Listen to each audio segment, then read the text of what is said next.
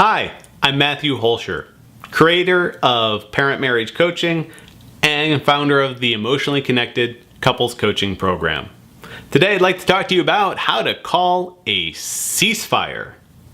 Right? One of the 5 core marriage skills I teach people is what I call a timeout. When you start to get emotional, when things are getting out of control, or you feel like the train's going to go off the tracks, you need to take a timeout to give yourself time to calm down. But before people come to me and ask for help, there is usually something so big that they are losing control over it, and there are times when you have to call a ceasefire, meaning you can't solve this problem right now, you're not going to be able to solve it in an hour, so you need to know how to deal with it, but also how to deal with the rest of your life until you can find the time to deal with it. And I call that a ceasefire. All right, step number 1, you need to acknowledge the elephant in the room. Honey, I know we have a problem with our finances. I know we're in too much debt. I know there's a problem with our child. I know that there is some stress in our life. A parent has died. Something big has happened and it's affecting both of us.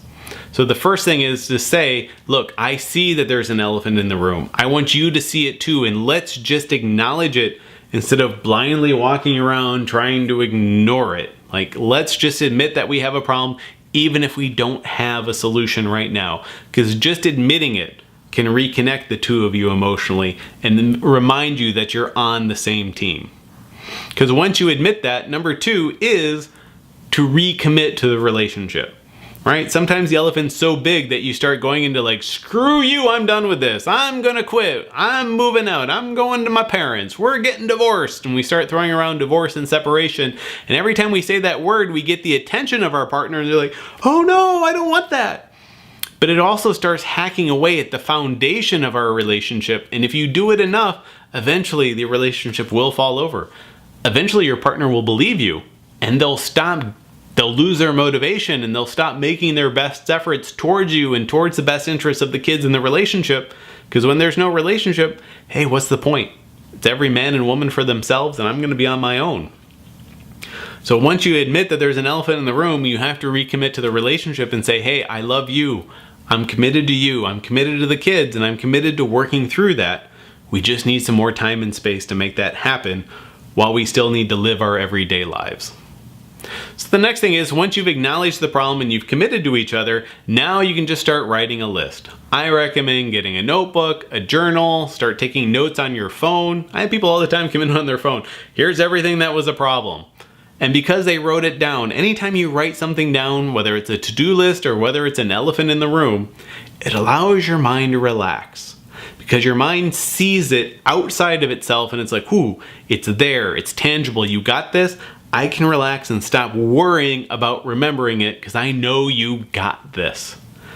That allows the mind to relax. You'll get a better night's sleep and you'll just feel better once you've written down that list. If you need some help from that list, there are really 4 main questions you need to ask. The first one is, what's wrong? Start writing down exactly what's wrong. Right? Write down how you feel about it and why it's wrong to you or why it's wrong in your marriage. Because there is no right or wrong. It's just writing down what's wrong shows you what the value and what the expectations you had that aren't being met. Number 2, what do you need? What's the opposite of that? What do you need from your partner? What resources do you need? What emotional connection do you need? Where is your neediness? What's it calling from? And try to go into that, try to find that so that you can express it and articulate it either to your partner or to your coach or therapist if you decide to hire one. Next, write down what you think your partner needs. This is a good exercise because it shows how well you are seeing them.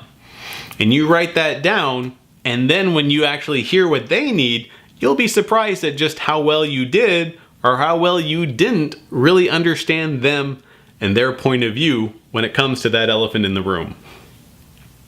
Number 4, go back and look at your list and see if you see a pattern. Is there a pattern, a repetition? Is there something that's happening that's like, oh, wow, this and then that leads to here? What could I do differently at the beginning to stop this runaway freight train, to do something different, right? Because things are not fixed. The future hasn't happened yet. changes today will affect your future. And you can change one little thing. It may not fix the problem, but at least you fail forward. As long as you keep trying different things will keep happening.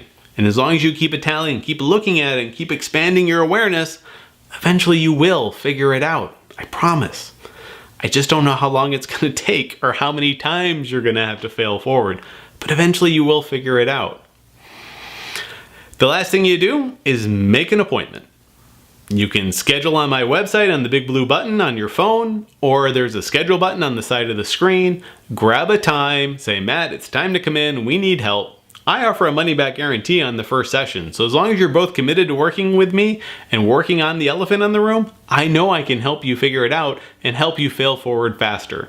Hopefully my experience and what's worked for other couples helps you not fail as many times and you get there a lot faster.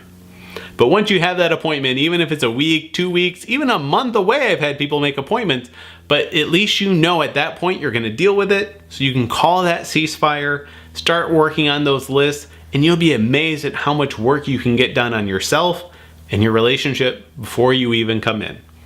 And that way you don't have to worry about what you don't get done, because I will clean up the mess, tie up the loose ends, and help you find the patterns and put it all together with both of you at the same time.